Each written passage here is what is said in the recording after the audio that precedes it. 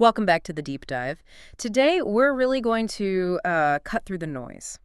We're exploring 5 daily habits, things that if you actually apply them consistently could radically shift your trajectory.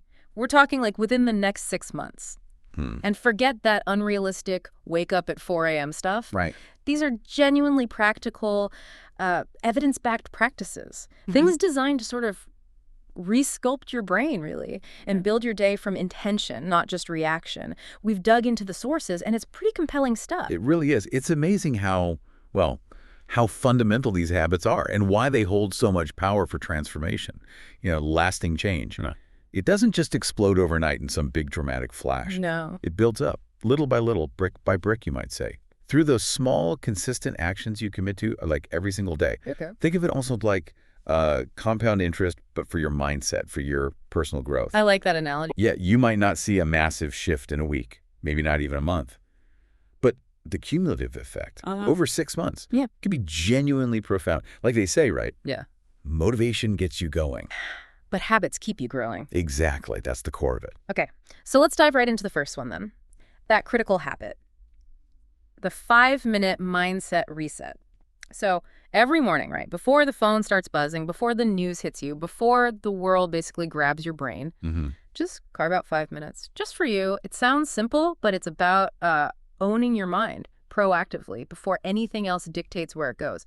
What's really happening in those few minutes, though? Because for a lot of people, mornings just feel like chaos. That's a really good point. And look, this reset isn't about some super rigid rule book. Yeah. It's all about the intention behind it. So you could do, say, gratitude journaling, or maybe visualize how you want your day to go, or sit in silence, meditate, read something positive. Anything like that works. The real impact here, the science bit, if you like, is how it primes your prefrontal cortex. That's your brain's executive control center. Right, the decision-making part. Precisely. Yeah. So by dedicating just these few minutes, you're consciously shifting gears. You move from being purely reactive, just batting away whatever comes at you, to being intentional. You're actually asserting some control over your focus, your day. It's not just about feeling good, though that helps. It's about developing a mindset that actually leads instead of just, surviving. Okay, that makes sense. Building on that intentionality, once you've sort of anchored your mind, what about the body? Our sources kept bringing up this powerful brain-body link, which leads us nicely to habit number 2, daily physical movement. And let's be really clear here, like you said, this isn't about getting ripped or hitting some specific weight goal. It's about the fundamental act of just moving. But what if someone genuinely hates exercise or feels like they just don't have the time? What actually counts as movement here? Yeah, that's crucial because movement is broad, right? It's expansive. Walking definitely counts. Stretching, dancing around your kitchen, lifting weights if you like that. Even just some conscious deep breathing exercise. Finally, breathing too. Absolutely. It all triggers beneficial physiological responses. But the profound impact, the bit we really focused on, is on your brain chemistry. Even just 10 minutes of, say, a moderate movement like a brisk walk can stimulate something called BDNF, brain-derived neurotrophic factor. Okay, BDNF, what's that do? Think of it like miracle grow for your brain cells. Yeah. It's absolutely vital for neuroplasticity, your brain's ability to adapt and learn, and for memory, focus, overall cognitive function. It leads to better energy, more stable mood. It's sending this primal signal up to your brain saying, hey, we're alive, we're healthy, we're moving. Wow. Okay, so even 10 minutes makes a real difference chemically. It kickstarts the process, yes. Yeah. Right. So you've got this energy boost, maybe some mental clarity from the movement. Now let's talk about getting back probably our most precious resource these days, our attention. Habit number 3, 1 hour a day without your phone.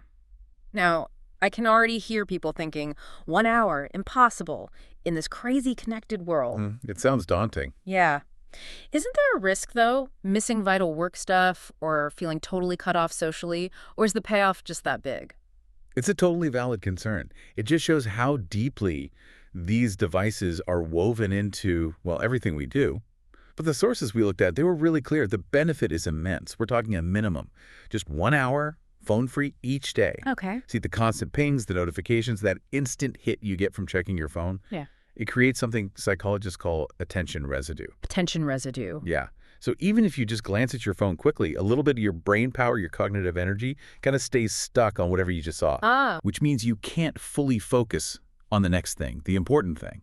So by properly disconnecting for that hour, you drastically cut down on that residue. You free up mental bandwidth, real bandwidth for actual deep work or for creative thinking without interruptions or just genuine conversation. So what do you do in that hour? Anything, really. Use that reclaimed time to write, to just think. Maybe go for a walk without headphones. Truly listen to someone, learn something new, build something tangible. The point is, the world doesn't just need you to scroll endlessly. It actually needs you to show up, fully present. Fully present. Yeah, I get that. Okay, so with that recovered mental space, that extra time, what's a really high impact way to reinvest that back into ourselves for, long-term growth?